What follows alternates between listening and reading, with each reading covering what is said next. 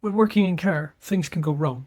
And if someone got injured and you ended up in court because someone got hurt, you're going to get asked a series of questions. The first question will be, were you following your policy?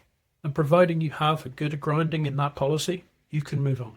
The next question you're going to get asked is, has this particular behaviour ever happened before? Has this kind of an incident ever happened before? If the answer is yes, then you can move on. And the next question you get asked is, what plan did you have in place to make sure that you didn't end up in that situation when you were next placed within that situation?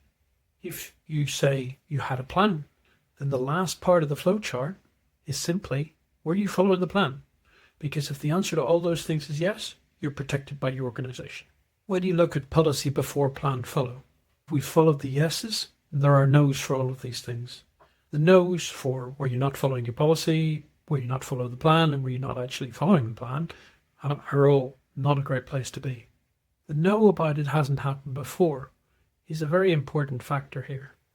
Because if that particular behaviour hasn't happened before, then that member staff does not have a script, does not have a plan on how they're meant to respond.